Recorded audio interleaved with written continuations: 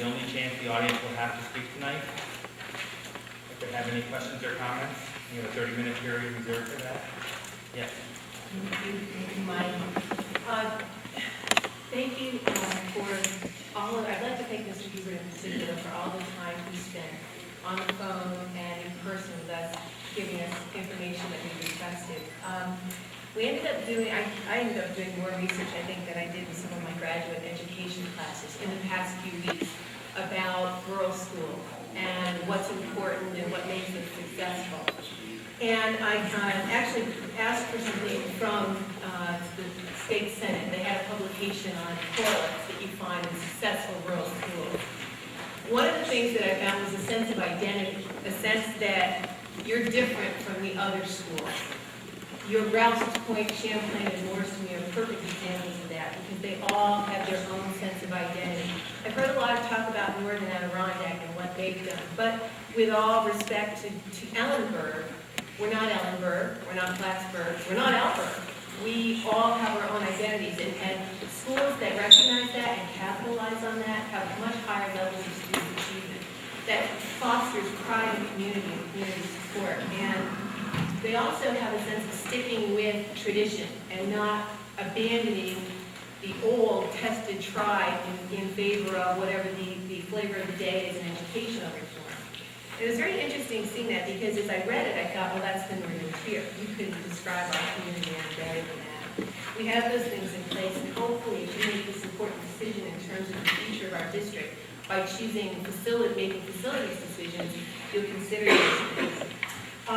We heard a lot of discussion in the past few days. Tax bills are out. A lot of people are very concerned about the tax bills they've received and are saying, do whatever to bring my tax bill down. And there's a tendency to leap at consolidation as the solution because operational costs are perceived as being lower.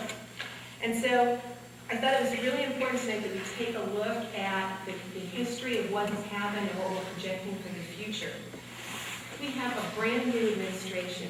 There's now, I realized as I did this research, we don't have one administrator, I believe, that was in his or her position when the decision to close Champlain Elementary was made. I believe every single administrator is new from that point out. It puts them in a very difficult position trying to answer questions about history because they're going back and trying to dig.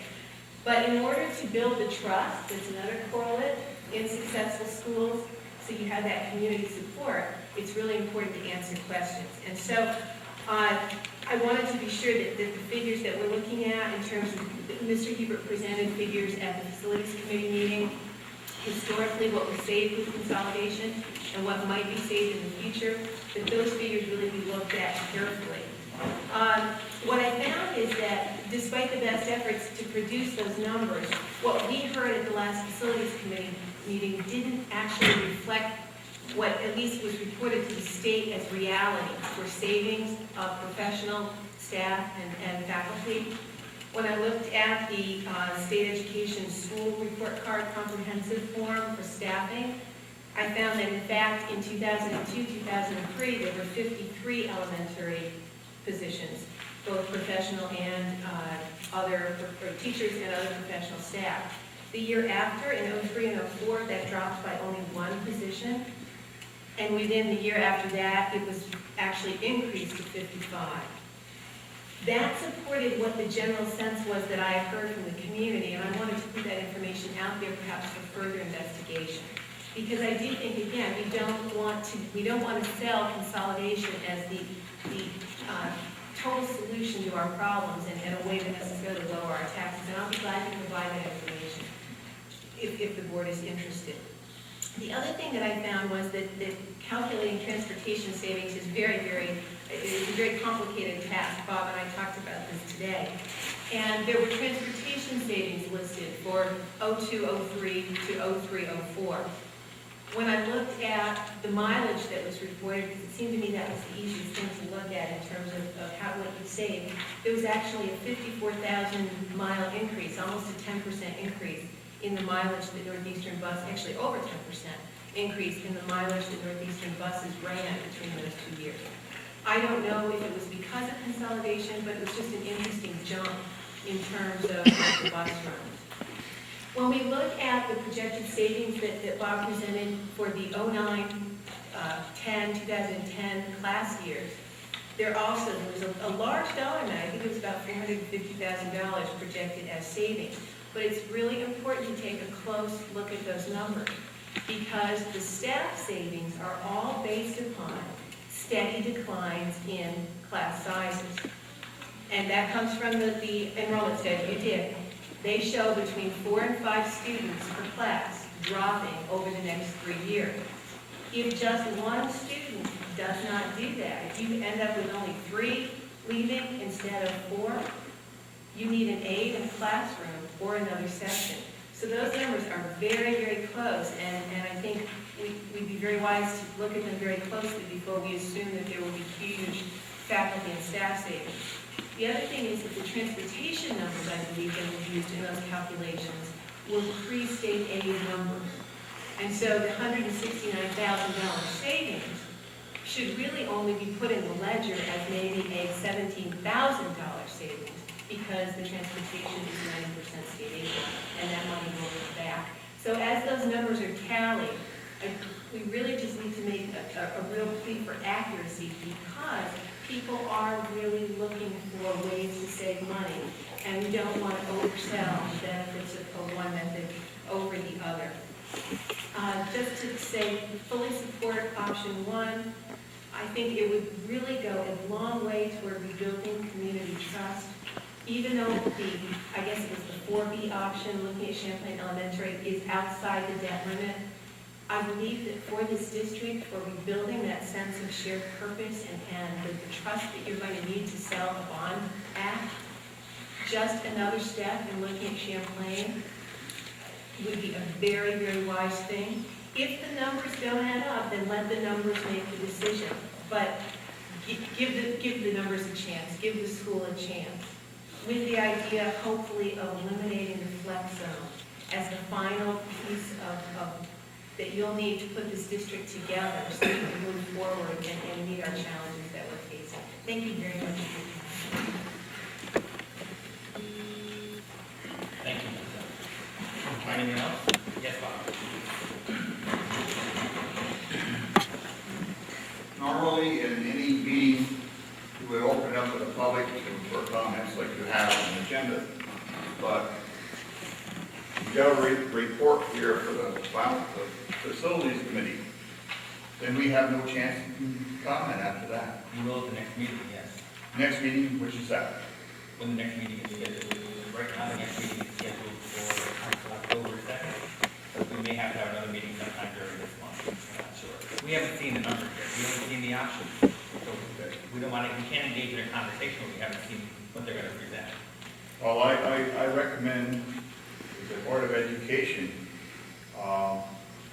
leave Rouse's Point School open, and if we get somebody in there that knows about maintenance of a building to take care of it.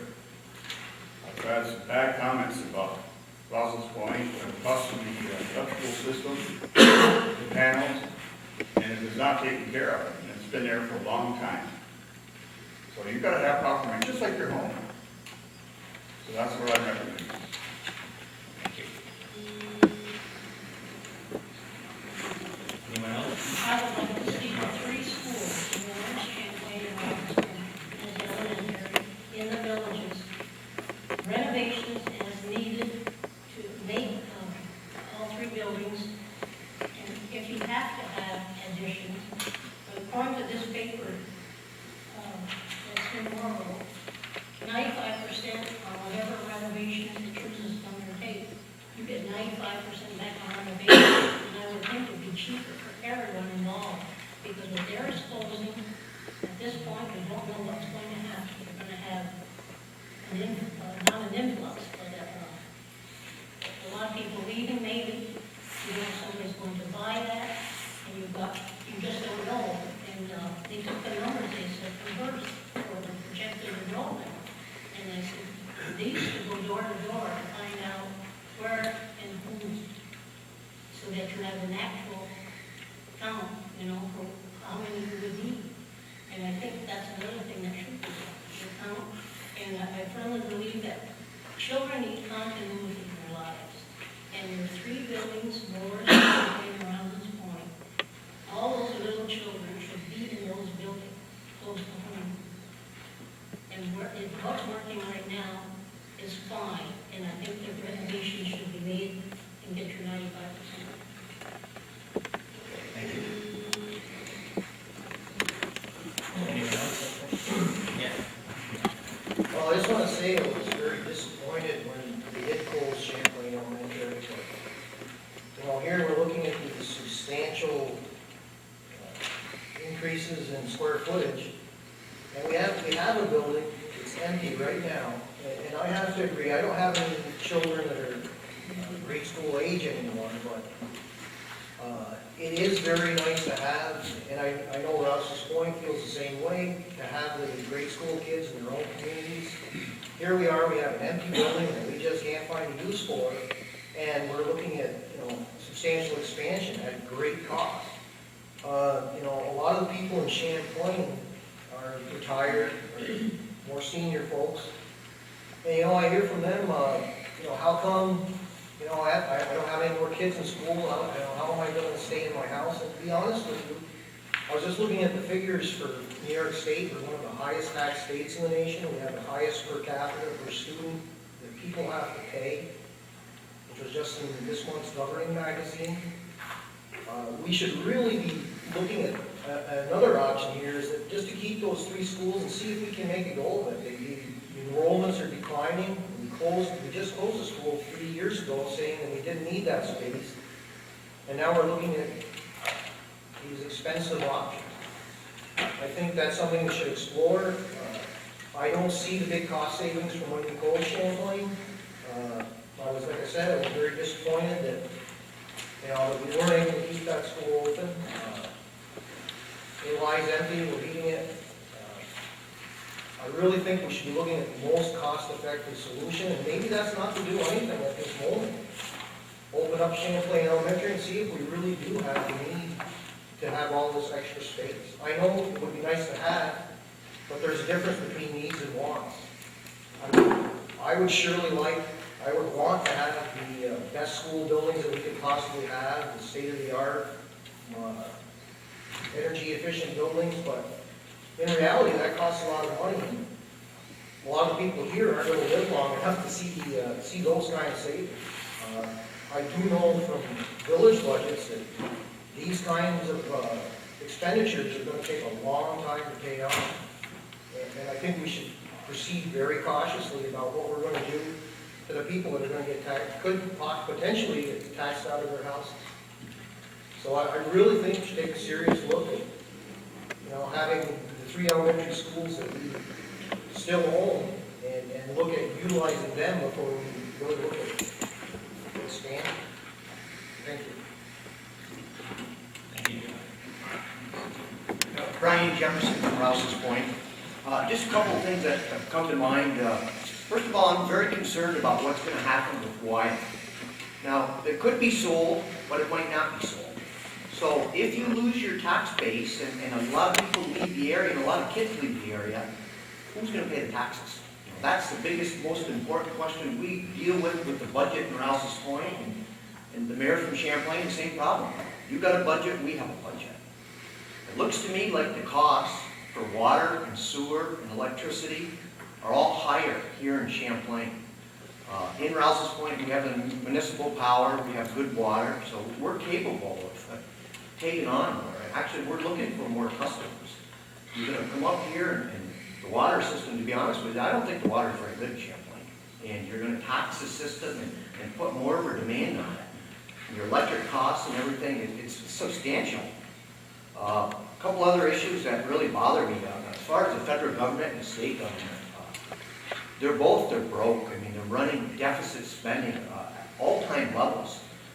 They overspend the budget, doesn't seem to be a big problem. If you overspend your budget at home, you run in the red, you have a problem. State government's doing it, the federal government's doing it. You're asking for money to be given from the state, but the money from the state comes from the taxpayer. So if it's reimbursed, Well, it doesn't matter where it comes from, but it's coming from the taxpayer, so you have to keep that in mind. Again, state and federal deficits are running all-time high. I mean, you can't run your personal business like that. And we can't run our school district, continue to tax and raise and go over the limit. And the most important thing I want to say to the school board is you've got to realize, these are our schools, we own them. We paid for them, we're going to continue to pay for them. But you have to realize that people here in the village in Champlain and Rouse's Point want to say, we don't want this. I hope the school board would not go against the wishes of the taxpayers and the residents, because it wouldn't be good for anybody. And we don't want to be confrontational with the school board, because, I appreciate what you do for the school board. I go to meetings all the time. Every night I go to a meeting, and I know you guys go to a lot of meetings, and you don't get paid for it. Everybody here in the school board, except Mr. Peter and this lady, you're getting paid for it. The rest of the people are doing it as a volunteer service, and we appreciate that. You have to make decisions like you make decisions at home. Can you afford it? Fine. If you can afford it, go ahead. If you tell us the kids really need something, I don't think there's a person in here that's going to go against the kids. If you really need it, fine. But if it's something that you want, oh, it would be nice to have and this and that, well, okay, it would be nice, but can we afford it? And if we can't afford it, then we just can't do it. And maybe like Jeff Moore said, maybe we should hold on for a little while. We should wait to see what's going to happen with Wyatt. Because if Wyatt goes, a lot of people are going to be going with him. You look in Rouse's Point, there's a lot of houses for sale right now. And like Mrs. Beal said too, if I was losing my job, I surely wouldn't be buying a house. And if I wasn't sure that the tax base is going to be here in a year from now, or 2 years from now, 3 years from now, I wouldn't be putting us into a lot of debt. So it's very important that you realize, think about it, check all the figures, and make sure, like Melissa said, the figures add up. Because Arsene said one time, when you do these big capital improvement projects in the village, they always go over budget. They never come under budget. Change this, change that. So it's very, very important for the school board to realize that. If we own the schools, you must respect the wishes of the taxpayers. So I just hope that you keep an open mind and we can resolve this and move on. Thank you.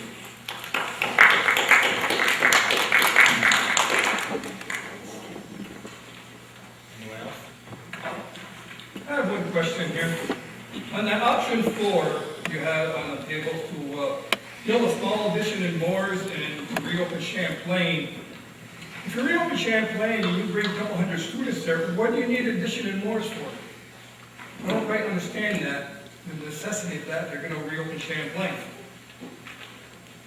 Secondly, if Moores would have closed 3 years ago and realized after 2-3 years there was no savings in the school, they'd be here in mass to reopen it again.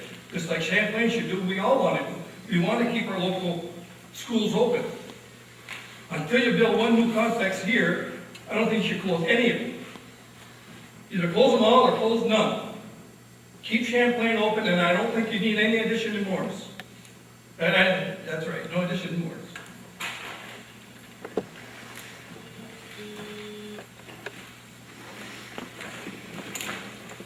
Thank you. Anybody else? Yes. At the August 30th, 2006 Facilities Meeting, a letter was passed out to the Facilities Committee, and a copy was supposed to be given to the school board members. This is the first time I've ever attended a school board meeting, so I'm not sure how the agenda goes. I was looking at the agenda, and I don't see anything on the agenda for correspondence. I was just wondering if all the school board members got a copy of that letter that was sent. That was passed out last night. It was addressed both the Facility Committee and the school board, addressing some of the concerns that everybody has in regards to this issue. I haven't seen one, so. It's a six-page letter that was passed out. Okay. I didn't.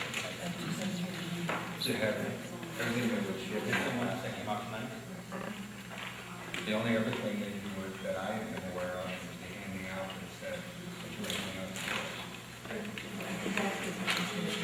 It's like, But I think that That's part of it, yeah. That just came, we just got it tonight. okay, just got back to the stuff that comes in later, I think we Okay.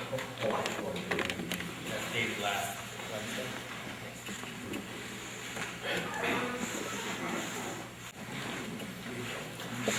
moving on to the regular agenda. Is there a motion to accept the previous minutes from the August 1st regular meeting? Discussion? All those in favor? Aye. Opposed? Motion carried. Is there a motion to accept the treasurer's report for motion funds for July, the middle school boiler phase 2 for July, the unemployment for July, the tax certiorari for July, and the extra costume activities account for the month of July? So moved. Discussion? All those in favor? Aye. Opposed? Motion carried. We do have a report tonight from the Facilities Committee presenting their options for either renovations or possible new construction to the NCCS building. Just want to say I want to thank the committee for all the many hours that they put in over the last 5 to 6 months. Truly a job that we as a school board appreciate to get any input from the people. We did ask for a cross-section of the 3 communities to be on this committee. And again, I think I join my fellow school board members in thanking each and every one of you for all the effort and the dedication that you put into this project. It is truly appreciated. Tom Bayshard. Do you want to present this first, so we have all the options before? Well, you can start if you want to, I just got to turn on the computer. We wanted to have the board look at all the options that we looked at prior to making any kind of recommendation. We take a very serious look at a lot of options that, to be very honest with you, are not viable because they're too costly. Period. We also are in agreement that the option of doing nothing is unacceptable, because we're at the point now where we have buildings that are rapidly deteriorating and require some very expensive repairs.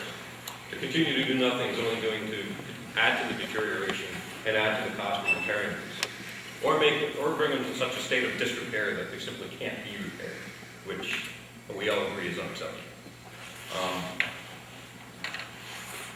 After we look at all the options, talk to you about what we've talked about in the facilities meetings, to come to a conclusion of what options that we find are essentially just no-goes. They're dead on arrival. We can't afford to do them. And we do have a recommendation. We have narrowed it down to one option, which is still very expensive. There's a lot of ways that we can look at minimizing the costs. And even if we decide to just do repairs, we still have to look at the costs. We have a number of priorities that we had that we wanted, anything that we did to address. Number one was anything that we do with our facilities has to meet our education program needs.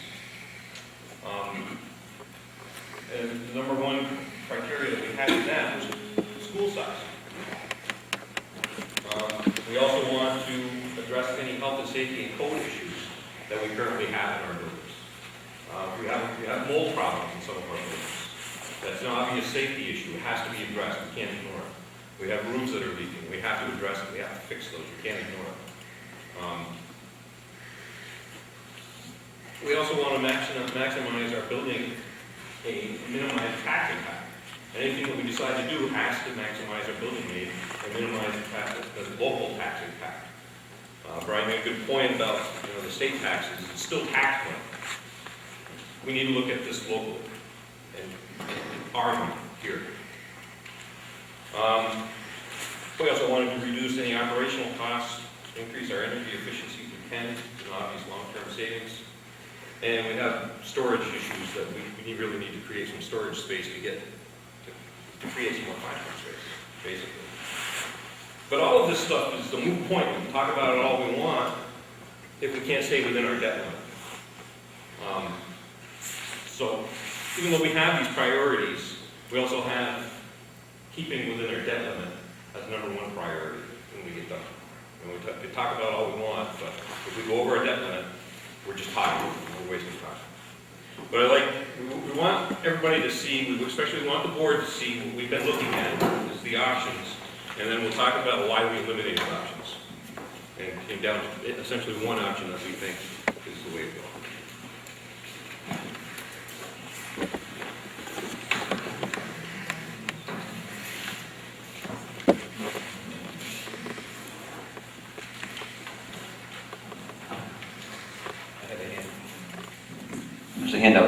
the board, and thank you. My name is Randy Collins. I'm with Collins and Scoble Architects. I need to stand here to run the PowerPoint presentation, so I would ask that you please turn around. I've been working with the committee, the facilities committee, for the last month and a half now. Going back to late last fall, our firm, along with WPS Consulting Engineers, did the building condition surveys for each of your schools.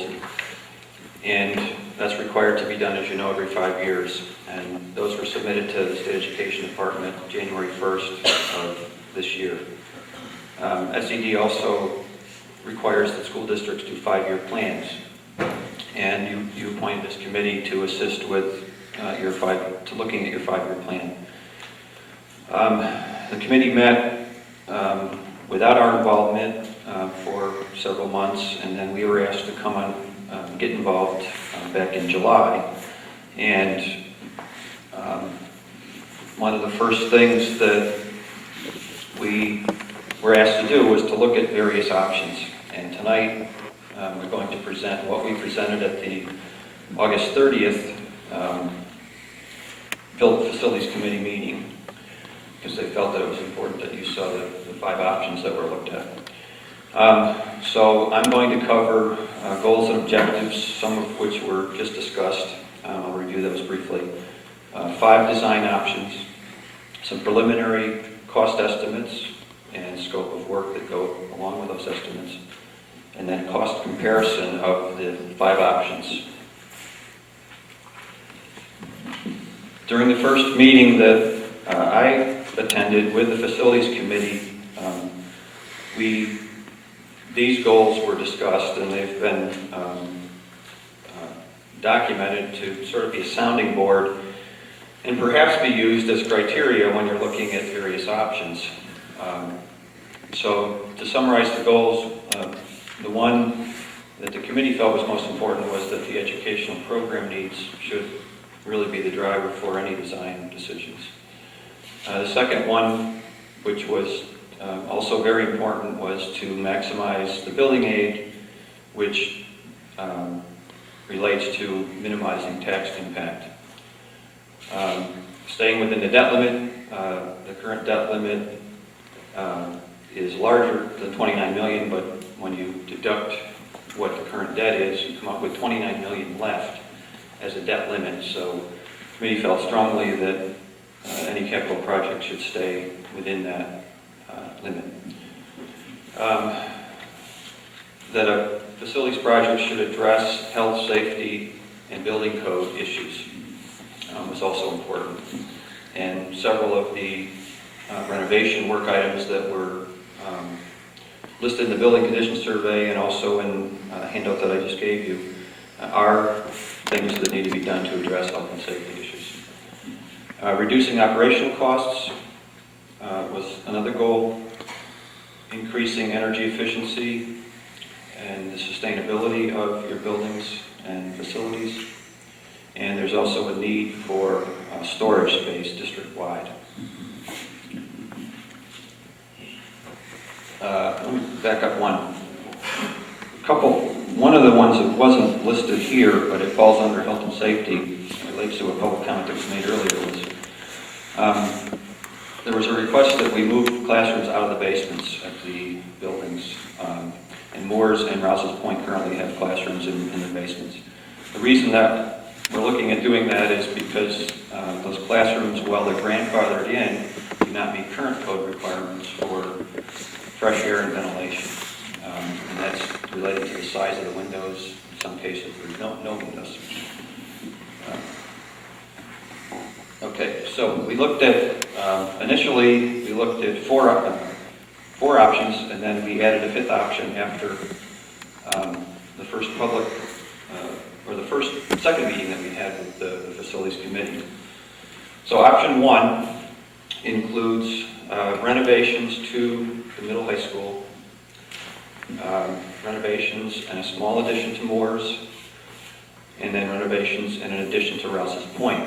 And in each of the schools have shown the grade levels that are being accommodated.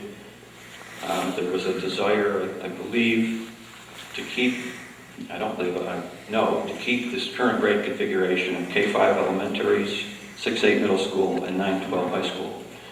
So given that, Moores would remain a 3-deep elementary school, Rouse's Point a 2-deep elementary school. What that means is 3 classrooms per grade level. So at Moores, you would have 18 regular classrooms, not counting special ed classrooms and other ancillary spaces. At Rouse's Point, we'd be looking at, did I say that right? I'm sorry. 6 times 3 is 18, yes, and 12 at Rouse's Point. Okay, before I explain these drawings, I want to just say that there's a caveat. These are very preliminary, and they were done for the purpose of looking at the relative advantages and disadvantages between these various options. A lot of design work needs to be done before we go to the voters, if you decide to go to the voters. So this is an addition to, this shows Rouse's Point, the yellow, pardon me.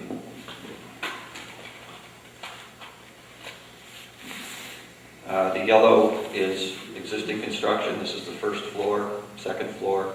The blue is a proposed 1-story addition. And we have boards here, and so I'll leave those in later because it's hard to see the writing, but essentially this is the gymnasium now, which is also being used as the cafeteria and auditorium stage. And the idea would be to have a new entrance at this level and grade level, and then ramp up to the first floor level so that this would be a handicap accessible entrance. An elevator would be required in the existing building, and we're suggesting that it be one side of the stage or the other so that you would have a stop at the basement, the first floor, the stage, and the second floor.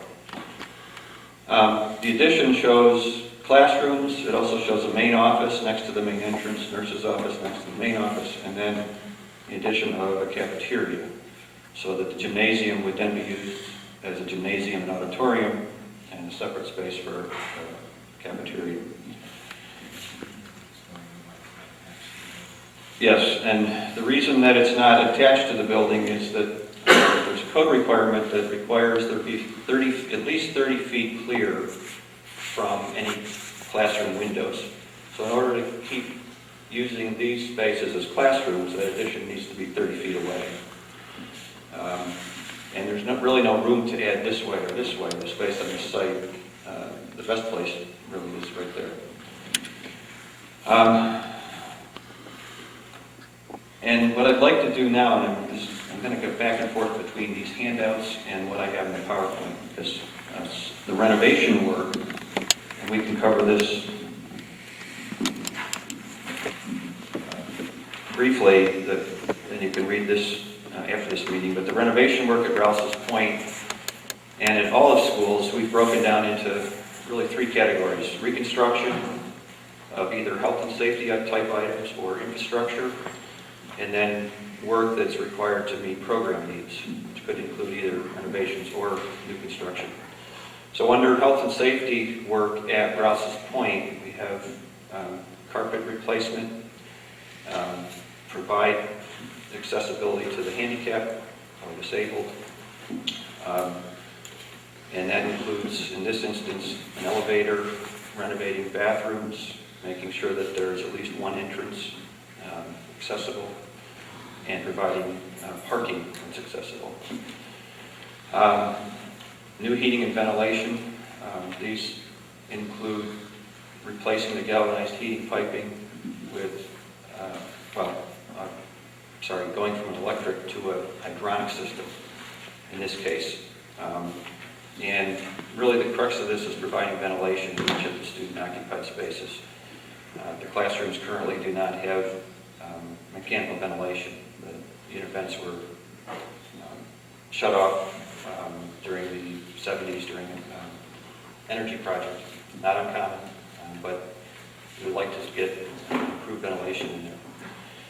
Emergency lighting and fire alarm systems is a common thing you'll see at each of the schools. And then under infrastructure, this roof requires replacement. It's leaking. We would suggest that it be replaced next summer, ahead of most of the rest of the work. There's some masonry repair that's required, primarily on some of the stone work on the building. Entrance doors should be replaced. A new telephone system, a clock system, lighting, more energy efficient lighting. Perimeter foundation drains are needed, we think, and also waterproofing on the foundations in order to stop water from intruding in. I think that's the reason why there's some mold in the art room this summer. Window replacements, I need to just say that those are probably a lower priority than the others. We thought that they were replaced in the 70s. We're told now that perhaps they were replaced in the 80s, and if that's the case, I would suggest that we wait on that. We were trying to find drawings and we could not find them. And then there was some work on the plumbing and hot water system. The program needs on this list include 2 renovation areas. And to go along with this scheme, we would need to renovate space where the existing office is to turn it back into a classroom on the first floor, and on the second floor we're showing what now is classrooms becoming a library. So those spaces would require renovations in this particular scheme. There has been some discussion about keeping the main office in the existing building, so if we were to do that, then the renovation work in that location would go away on this estimate, and this would become a classroom. May also help with the aid. Okay, and then the last item on there is the cost of new construction for this scheme. Okay, going on to Rouse's point, I'd like to call your attention back to the PowerPoint. Again, yellow is existing, blue is new. Again, very diagrammatic. And I will also say that we haven't actually met with the principal on this school. We got some feedback tonight that perhaps this needs some modification, and I think all of them do. But this shows a 3-classroom addition, and essentially it replaces the 3 classrooms that are now in the basement, the student spaces that are in the basement. It was brought to my attention that we did not call for a music classroom here. There's an art room. Our intention was that there was art and music. If a separate music room is required, then we may need to, add an additional classroom to this addition. If we go back to the handout, the second sheet, I believe it's the third sheet actually, covers the renovation work at Moore's. Under health and safety, some carpet in the second floor corridor and auditorium. This is the raised seats in the gym. It's also being used as, actually it's the auditorium in this area here. These are steps. They're carpeted. We're saying replace that. Again, replacing the galvanized heating piping in this case and providing ventilation into the classrooms. The emergency lighting, fire alarm system require replacement, and the stage is not accessible to the handicapped, and we're suggesting in this case a lift for the stage. There already is an elevator in the building, but the elevator doesn't provide accessibility to the stage. Infrastructure, the roof is the same age as the roof at Rouse's, and while it's not leaking as bad, it is in need of replacement. Masonry, there's a fair amount of masonry work on the exterior that needs to be taken care of. Last summer, your own maintenance people caulked many of the open joints as a stopgap and a temporary measure. That caulking should be removed and raked out, and mortar should be reinstalled, or else in a couple of years you're going to be doing the same thing. The entrance stairs are also have been repaired several times and are really not in good condition, and we would suggest that they be replaced as well. That's the main front entry steps right here.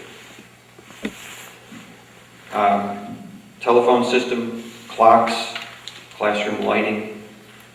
Again, I had windows on this list, but would probably, if we can confirm the date, if it is the 80s, windows generally are good for about a 30-year period, so I would say that that item will come off of this list. And then the plumbing and hot water heating system needs upgrades. Okay. This is a preliminary cost estimate for option 1, again including the middle school, high school renovations, small addition and renovations at Moore's, larger addition and renovations at Rouse's Point. And this is a summary of the costs presented in the second handout that I gave you. Just looking at the summary, if you were to do all of the work that we identified, it would be a total cost of just under $29 million, and the aid would be $23.6 million with a local share of 5.3, bringing the aid percentage to 82%. And the way that that was calculated is looking at this handout, starting with reconstruction. The state has formulas to calculate state aid, and the first step is to determine what the maximum cost allowance is for each building. And if you can do the work and stay within the maximum cost allowance, then you get your full building aid ratio, which in your case is 95%. So, for example, if you look at the middle high school, we've identified about $15 million worth of renovation work. The maximum cost allowance is $16.5 million. So the renovations are less than the maximum cost allowance and therefore eligible for 95% aid. In the case of Moore's, we've identified about $5.8 million worth of renovation work. However, the maximum cost allowance is less than that, it's $4.7 million. So about $1.1 million of that would not receive any aid. This scenario was put together based on doing all of the work. One option would be not to do all of the renovation work and just do up to the maximum cost allowance. As soon as you do that, you increase your aid. Same with Champlain. We identified Rouse's Point. We identified $3.2 million worth of work. The maximum cost allowance is $2.2 million. So it's not fully aidable. And the new construction at Rouse's Point, the way it was designed, is also not fully aidable. One of the things we may look at doing is working to increase the aid in any of these options. So, option 2. Option 2 essentially closes Rouse's Point and builds a large addition at Moore's so that all of the elementary school students would attend Moore's then. This is a site plan, again for a preliminary idea, with blue being new construction, and this would be a new bus drop-off and pickup area where buses would come in, go around the loop, and park here, either drop off or pick up, and then go out one at a time to the road. This would remain as the parent drop-off. In this scheme, the main entrance is here for bus and here for parent drop-off and pickup. This is a floor plan. Essentially shows a 2-story addition with new classrooms. This also assumes not using the classrooms in the basement, and would make this going from a 3-deep school to a 5-deep school. And there's one mistake on this, and I forgot to change it from the last time, but we have another drawing that shows actually another gym. We would need an additional gym station here with a 5-deep school. This plan again shows a new entrance here a secondary entrance for parent drop-off and pickup. And then in both, any of the schemes, what we're showing for 2 stories is that the primary level grades would be on the lower level. That would be K through 2, and 3 through 5 would be on the upper floor. So this keeps the existing gym, keeps the existing auditorium, and essentially provides a new classroom in the addition. We've covered the renovation work, which would be the same, but the summary for the costs for option 2 would be $33,062,000 for the total cost. The aid is about the same as the earlier option because it is based upon students and student capacity. In this case, the local share would be $9.6 million, and the aid percentage would be 71%. Option 3A. We have 2 option 3s, 3A and 3B. Both of them close all of the elementary schools and provide space on this campus for elementary students. 3A provides for a new elementary school. And there is space enough in this location, this being the location of the existing middle high school, down on Prospect, where we could provide a new facility. This shows core facilities in the middle and then 2 two-story wings. One wing would be for primary, the other wing would be for intermediate level. The cost summary for this option is a total of $41 million. Aid, again at the $23 million, and then the local share becomes $17 million. On a percentage basis, it's 58% of the total would be eligible for building aid. 3B is similar, except that it provides for a large addition to the end of the middle school for elementary. And this is the concept for that, where the dark blue is new construction for an elementary school, again 5 deep. Light blue would be renovated space for elementary use. We did this to help improve the aid, although the aid is not good in this scenario. And then green is the middle school. This gets taken over, which is now middle school, renovated to become elementary school use, and then the green would be a new addition to accommodate classrooms that are lost here, and then the high school area. Before I go on to the costs, I would direct you again to the handout. If you look at the renovation work for the middle high school, again, the 3 categories: health and safety, infrastructure, and program needs. Under health and safety, again, carpeting. And while we're talking about carpeting, I think it's important that districts perhaps adopt a policy related to carpeting. And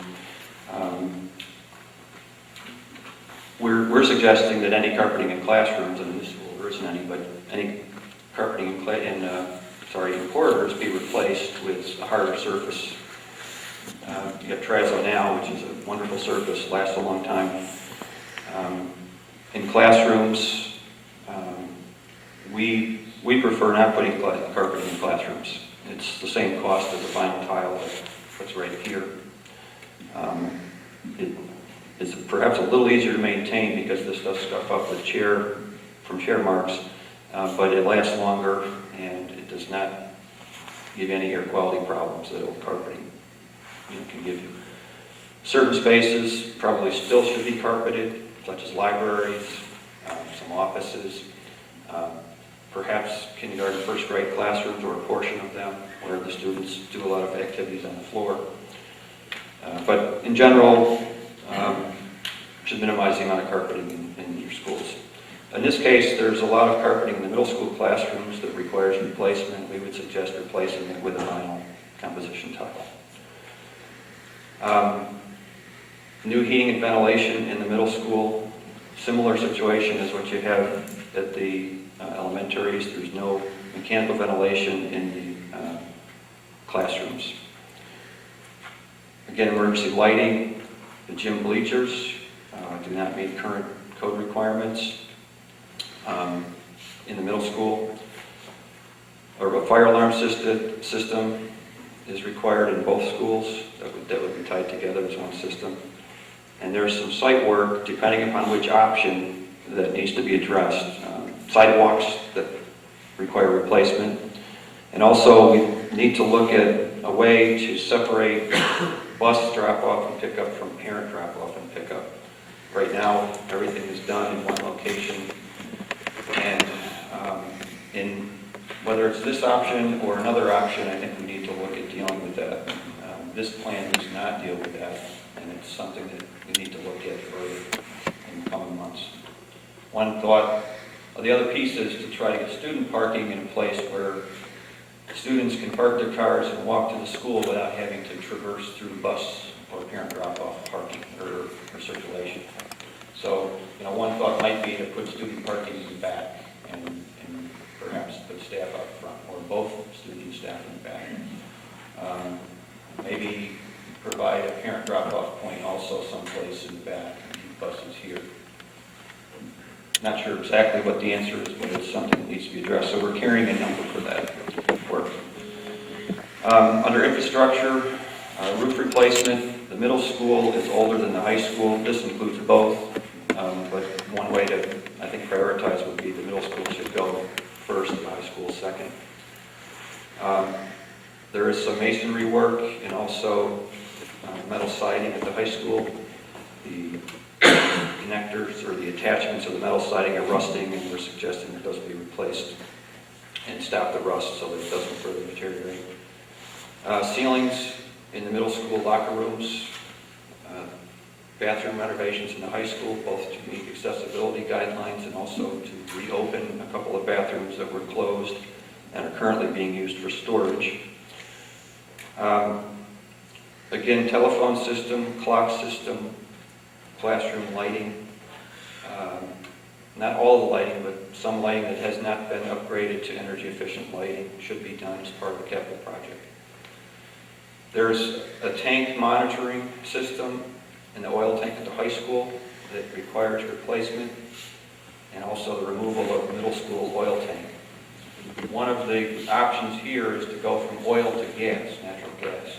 The utility company has said that they would bring a gas pipeline to the street at their cost. You would have to pay for piping the gas from the street level to the building, and then throughout the building to the two boiler rooms. The new gas-fired systems are more efficient from an energy standpoint than oil, and would also provide you with an option for dual fuel, so that you could switch back and forth depending upon the cost of both of those. Again, that's an option, not a requirement. But these costs include putting in new gas and keeping the oil as a viable option. Temperature control system, several upgrades have been done. The last piece is some software that would essentially give you a full digital control, temperature control system. The pool ventilation unit is in need of replacement. The ductwork in this building is all fiberglass, and there are several holes in the fiberglass duct, and it is an ongoing maintenance issue. This price includes, or this scope includes, replacing that fiberglass ductwork with metal ductwork, galvanized steel ductwork.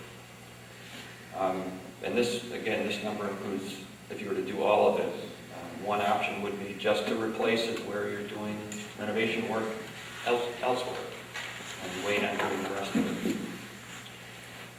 The welding exhaust system in the shop does not meet current OSHA requirements. That's one of the code issues. The next line item was converting the existing burners to dual fuel. They're currently just oil. They could be converted to gas and oil if you chose to go with the gas option. The next one I think is a priority, and that is the windows and the exterior curtain wall system, which are the metal panels in the middle school. And at the same time, we look to put in new unit vents, similar to what was done in the 4-classroom addition at the end of the middle school. into each of the classrooms to provide ventilation.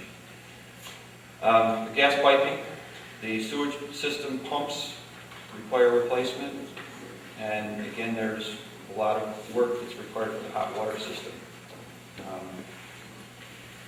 Then program needs include relocation of some of the offices. We're suggesting that this remain as the middle school entrance, this remain as the high school entrance, and perhaps looking at moving the district offices out of here and putting the middle school offices next to the entrance. That we think would improve safety. And then the guidance could be located where the middle school, or adjacent to the middle school office, and then perhaps move district offices over here. Those spaces do require some renovation work, so we're suggesting that we just shuffle them around to improve security in the school. Similar with the high school office, right now at the main entrance to the high school, there's no way for anyone to see who comes through those doors. So what we've done in several school districts is to create a situation in the main entrances so that the office is right adjacent. There's at least a window inside a vestibule so that folks, members of the public, or whomever, visitors, once school's in session, the outside doors are open, the inside doors are locked, and someone has to greet them either through a window or directly before they're allowed in.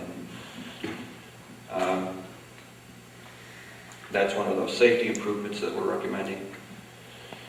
This also includes, currently you have the ability to air condition the high school spaces, and you choose to use it or not as you wish. This includes a number for doing the same in the middle school. Again, in my opinion, not a high priority, but something that you could consider.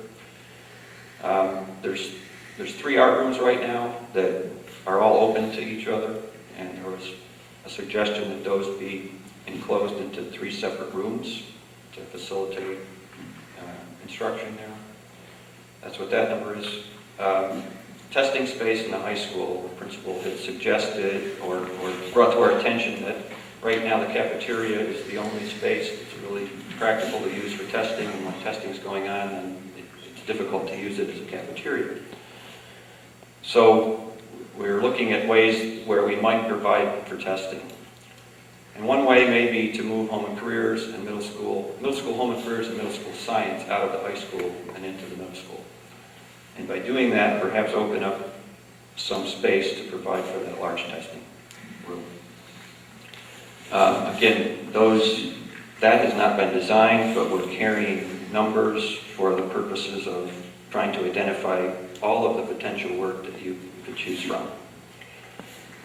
Okay, back to the PowerPoint. This is the cost summary for option 3B. 39, just under $40 million for, again, renovations to the middle high school and a new elementary school addition. The aid, a little over $23 million, local share 16.3, and then a percentage of 59% on the aid. Option 4 is involves opening Champlain. So going through the list, we have, again, renovations to the middle high school for grades 6 through 12. Renovations and a small addition at Moore's. The addition really just to move the students out of the basement into first floor classrooms. But that would remain as a 3-deep school. Renovations only to Rouse's Point as a 1-deep, and then renovations in addition to Champlain as a 2-deep. Let me just say before I go further that after we presented this the last time, there was a recommendation to take a look at maybe keeping Rouse's as a 2-deep and just opening Champlain as a 1-deep. And I think that's, we could say that's option 5. I think that the costs are going to be about the same in both of those.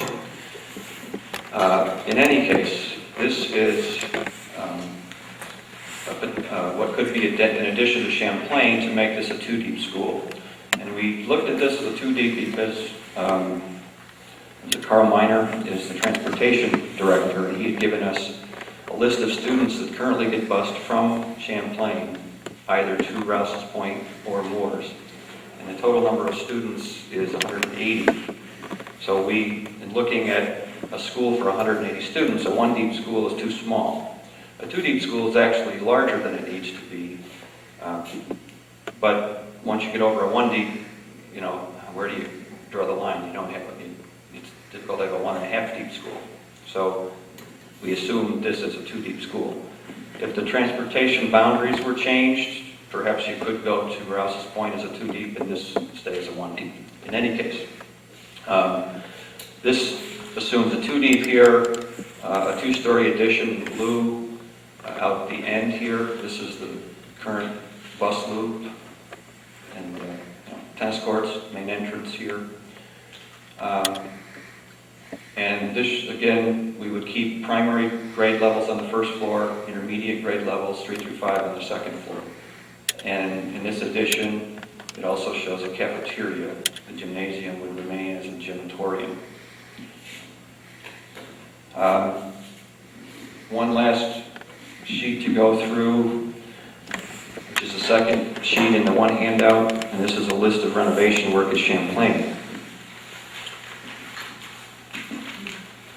There's some carpeting at Champlain also that requires replacement.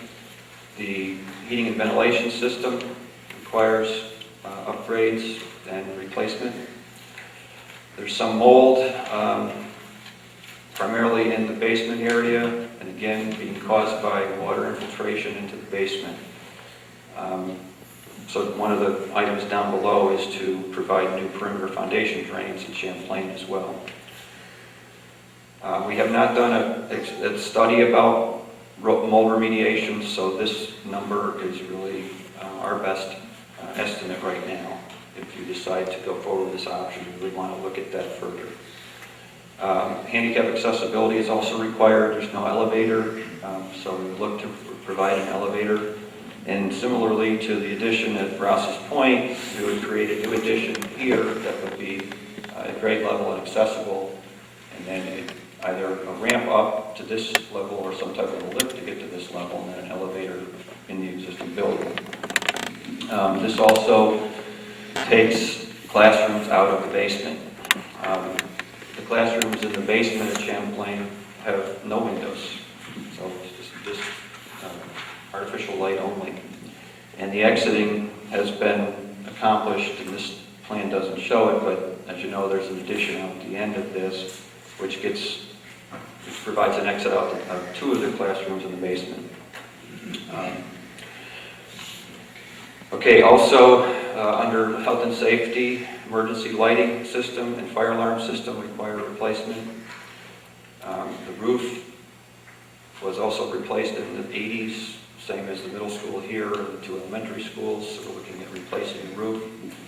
The masonry on Champlain is in poor condition and requires a fair amount of breaking out of the joints and replacing mortar, and also rebuilding a portion of the parapet wall up at the roof level. The main entrance doors were taken out at some point. We would suggest that they be put back and just opened up and restored as the main entrance to the school. Not a high priority from a functional standpoint, but it's more of an aesthetic thing, so it may not be a high priority, but one to consider. Telephone system, clock system, again, classroom lighting, mentioned the perimeter foundation drains. Same thing, same comment I have here on the windows. We've shown the windows, but again, it would be a lower priority, something that I would suggest that you wait and do down the road. And then there's also domestic water plumbing work that needs work here.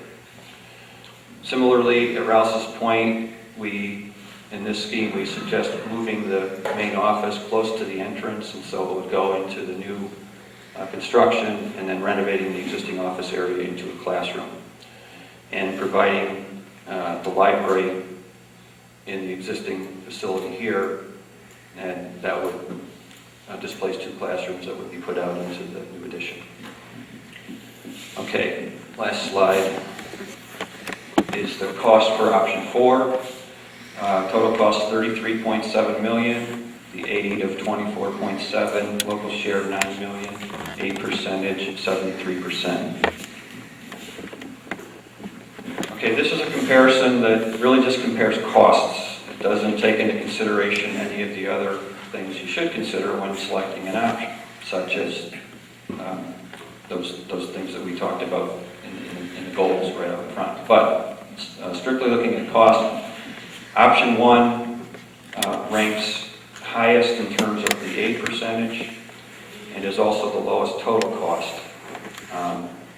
Option 2, option 1 is, again, to keep your current configuration the way it is, keeping Moores and Rouse's Point open.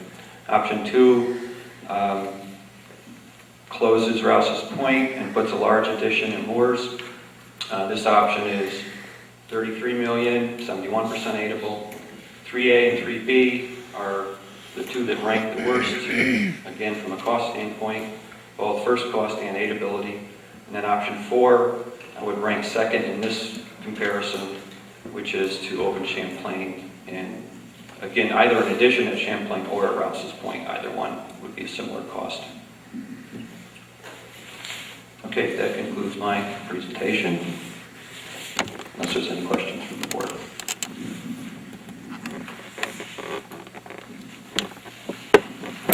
Thank you.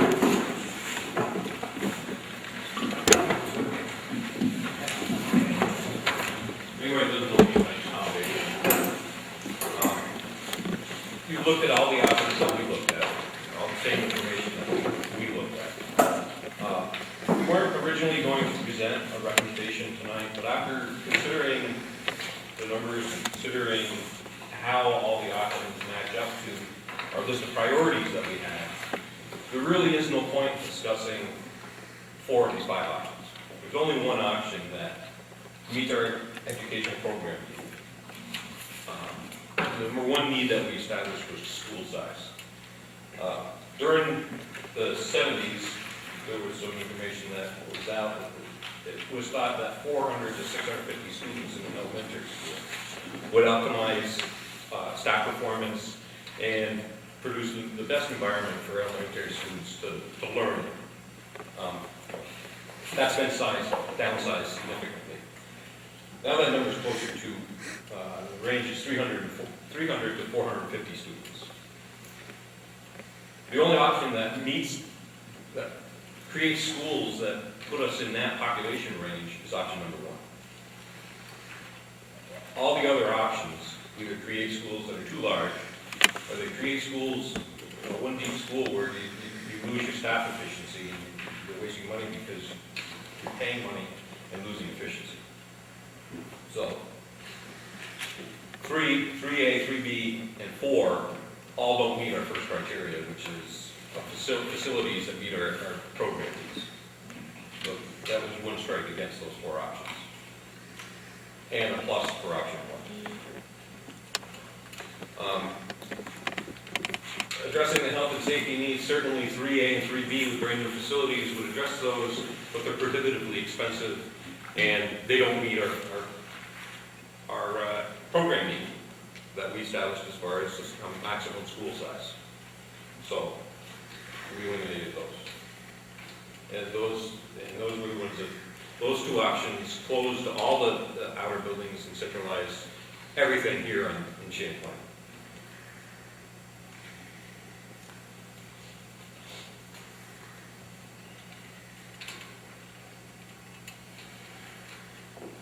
And there are a number of other reasons that we decided that the only option really that was viable was option number 1.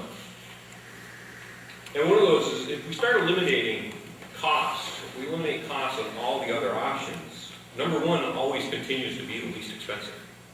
And number 1 always meets the program need of the small class school size that we want. So regardless of how much we talk about the other 4 options, number 1 still always ends up meeting our program need and being the least expensive option. So at that point we decided all we're doing when we look at the other options is talking, because number 1 always ends up coming out to be the best option. That being said, we also, the facilities committee also is unanimous in our feeling that should we continue, should the board elect to go with option 1 and have the 2 elementary schools, The board has to make a policy decision regarding this flex zone and eliminate it. Because parents, prospective home buyers and home builders deserve to know where their children are going to go to school. Always. Not, oh, well, maybe this year you're gonna go this year, maybe next year you're gonna go here. The flex zone has to be done away with, if you elect to go with option number one. So, that's the facilities committee's recommendation. If there are any questions, certainly be glad to answer some.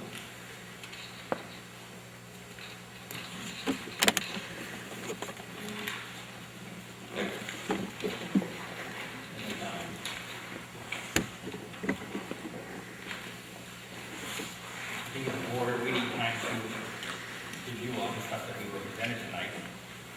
And in order to, the next meeting, or probably the October meeting, we'll probably set aside part of that meeting will be on the agenda as a discussion item amongst the board. The October meeting. And opinions from the board and what they think. Possibly we'd like to have some committee people here for that meeting, so we can ask any questions that we may have at that time. Anybody else have agree with that outside of it? Okay, and again, I just want to repeat that I really want to thank the committee for their work that they did on this project. Not an easy job to come up with a recommendation like this. We weren't sure we were going to have a recommendation, a couple meetings away, but we're glad that you did come up with a recommendation. And the earlier the better for us to actually digest it and to ask any questions about it. So again, thank you very, very much for the work that you did. As a committee, we have decided also that we would like to continue on path with this project if it does go forward. We have invested a lot of time and have the best interest of the district. I think it's important that we don't have any problem with that at all.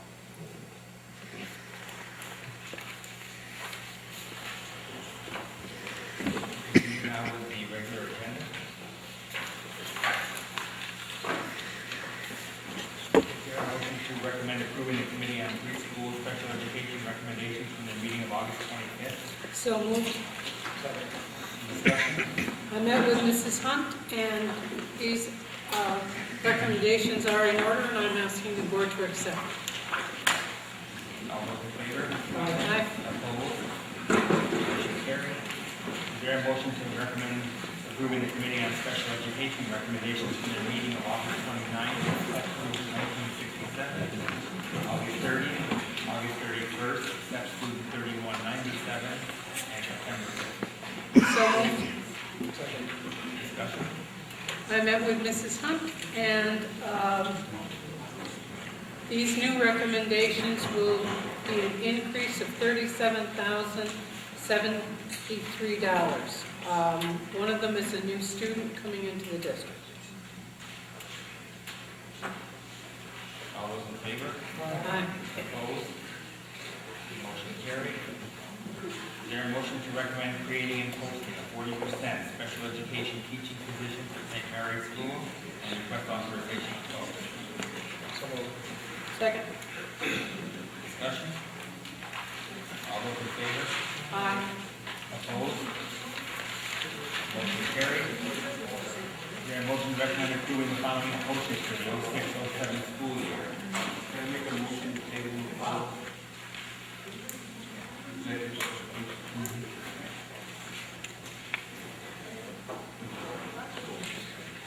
there a motion to recommend the appointment of William Herzog as GED instructor for the 2006-2007 school year, taking paid a substitute rate of $70 per day for 2 days a week? So moved. Discussion? Pilot program that we have agreed to.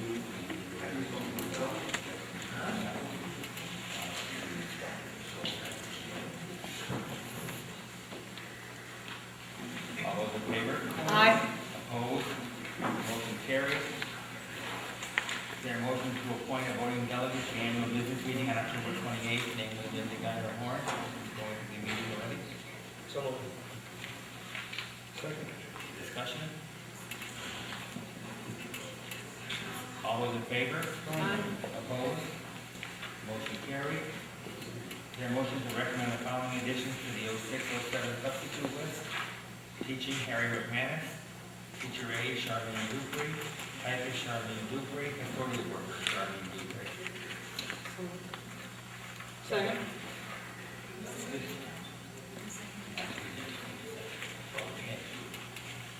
Discussion? Who seconded that?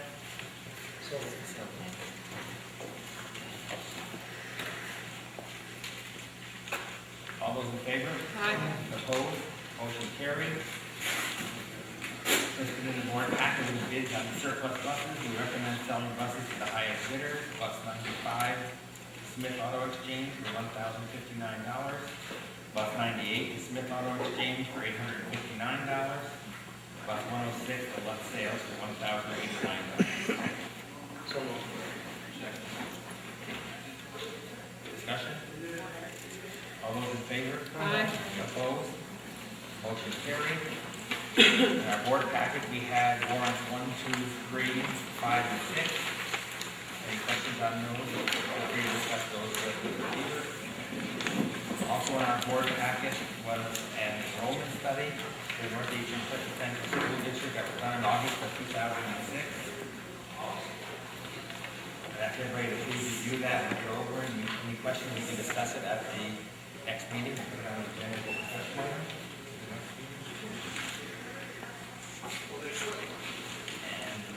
Next is supplemental funding for the pre-K grant. Mr. Hebert, do you have any information on that? Yes, this year we were told that there was additional money for pre-K, and a lot of districts weren't applying for it, so we decided to apply for it. And we just received notice last week that we received an additional $32,604, so that means we'll be able to offer the pre-K for more of our students than we have. And that's for the current year? Yes, sir. This year is just going right now. All those in favor? And Nicole O'Connell will be out on medical maternity leave on February 8th to April 30th. There'll be a flag presentation on September the 10th at 10 a.m. in West Shade Z. Yeah, I received an invitation from the Sonics that there was going to be that we have been selected to receive an American flag in celebration of our organization's dedicated service to our community in conjunction with their 225th anniversary. It's the Grand Lodge and accepted Mason to the state of New York. The actual presentation will be held on September 10th, which is Sunday at 10 a.m. During a breakfast program, and it's going to be on 7692 22 West Shazy, New York. So I hope everyone wants to go.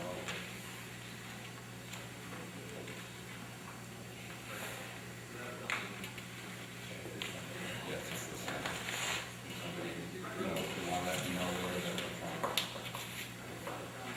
There'll be an Area 6 dinner meeting in Lake Placid on Thursday, September 28th.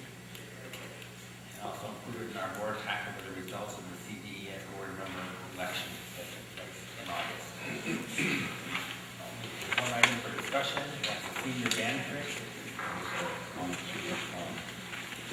extra item this afternoon, just to let you know, the septic system, there are 2 pumps in our septic tank here at the middle high school, and they kind of both went on the blink, so we did get a hold of the septic company to come in. They are pumping it tonight, really, so that there's 15,000 gallons in the tank, and then we will go take a look at the pumps and see what condition they're in. So it's not going to immediately start school. We'll be able to start school, and then once we know what repairs we have to do, we will have to repump the tanks again and then do the repairs. So just to let you know that it happened today. Have more information on the senior band trip. Yes, I have some more. I found out Friday when I got back here, there was a letter accepting all fishing that you allowed me to send in last spring. And so I immediately contacted the travel company that I to last spring as well, and she set up quick cost. There was a lot of guessing at this point as to flight fares, and she couldn't get an exact flight estimate until we had a closer window of definite guess. So we were guessing, she was guessing at the flight estimate until I can get an approval from you to, then I would then go to the parents before I even, parents, I'd have a meeting with the parents of the band members before I even went further, to get a sense of whether this would be something that we could possibly do.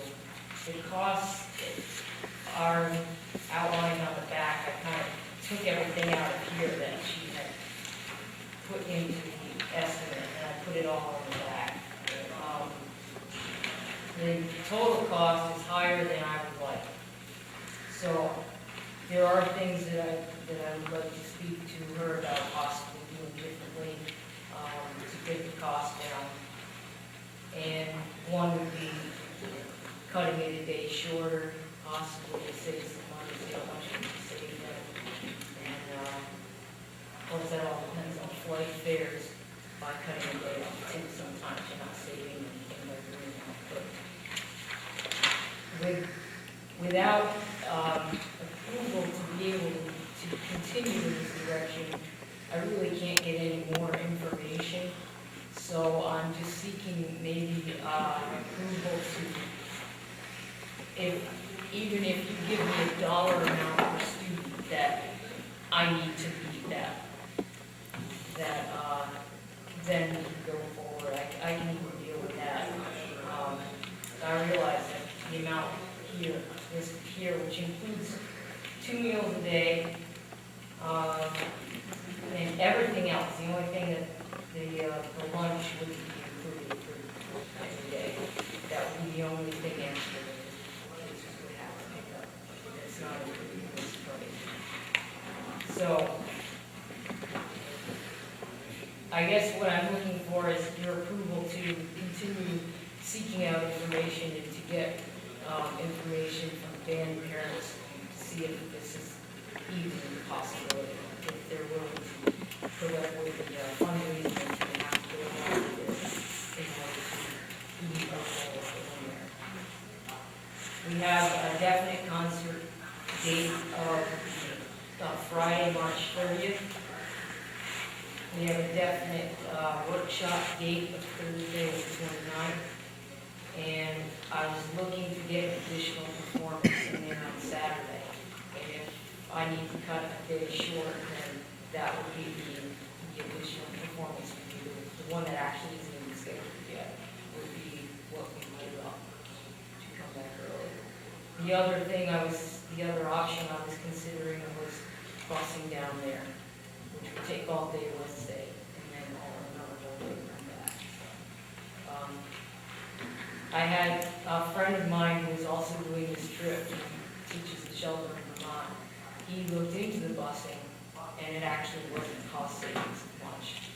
But, at this point, I'm willing to look into anything to save some more money, so. That's as far as I got so far. If you have any questions, I'd be willing to take them. There's no cost to school district, is there? No, there isn't, but I gave you a paper to go with the last one, we said submit the demo tape, so I don't. Right, there was not. Keep on going, talk to the parents and see what they want to do. Okay. Well, since that time, though, there was some changing. This was last spring. Last spring, I was looking for approval to send the application in at that time, and hadn't approved the trip itself. We had, So that's why I'm bringing now further information now that we have been accepted by audition for this opportunity. I just want to point out that since that time, we have declined other organizations from going. One was like the last minute. And I'm not asking for any money towards it at all. But what about the child that can't raise their $1,000? I will try to provide as many opportunities for these students to raise the money through fundraising. The student also has to want to do the fundraising, and that's where the parent meeting comes in, where I would like to meet with all the parents, and it is not a requirement that every student go. So if there's a student who doesn't want to go and doesn't want to do the fundraising, they won't go. And it's not going to take, I'm not going to do any of the fundraising, any of it, other than my normal having a rep come in and doing a sales pitch to the kids once in a while, which we do anyway.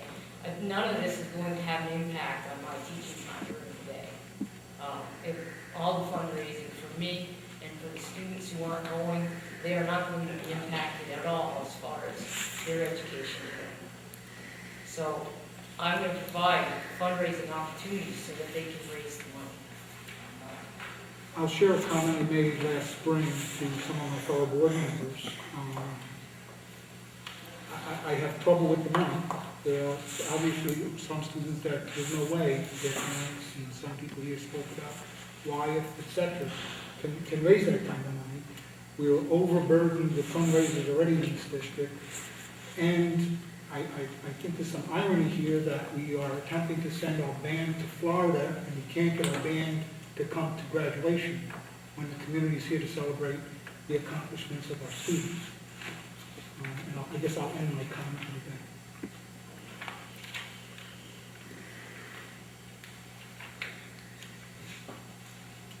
Anybody else, any comments, questions, other people feel about it?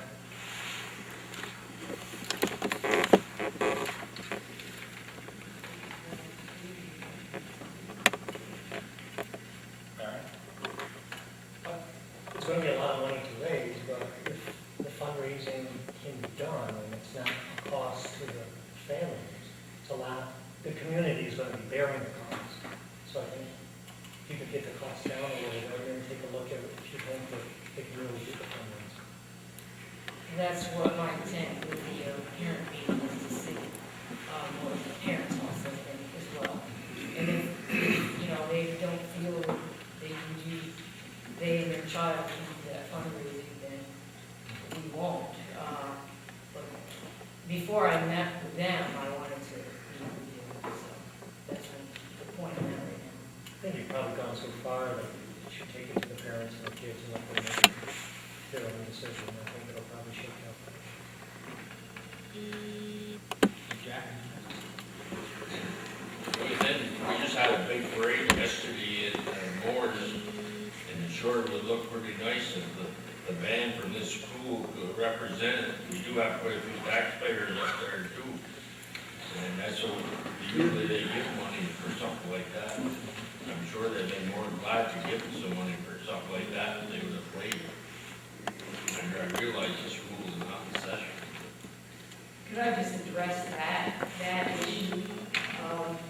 We tried that, and many years ago, I remember when Mr. Boswell was here, we really worked weeks before that to get the kids to show up, and they still didn't. Now, I don't even live here in the summer. I don't live here basically when it's not school year. And for me to get the band, which doesn't exist, together, I'm more than happy to try to get these groups, the band out and keep doing the rest of the school year.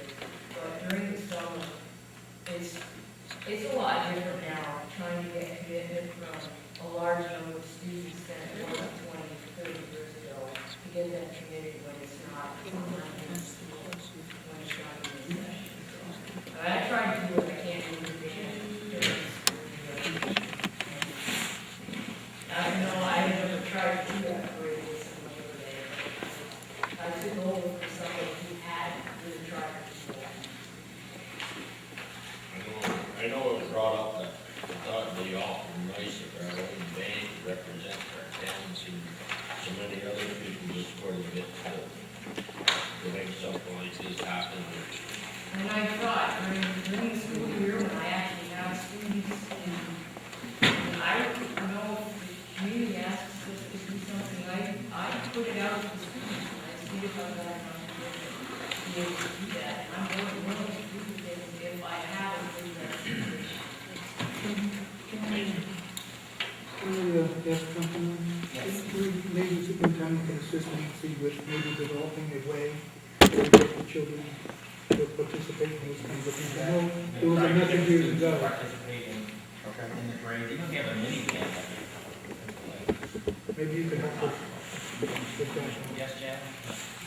And I realize in the Booster Club that supports the athletics, but we always seem to be able to send the athletic teams on to further tournaments. And it'd be nice if we had a Booster Club that also address the arts issues that children that are involved in band, drama club, or somebody wants to do something after they audition for it and qualify for it. Why isn't there a Booster Club that helps support the band?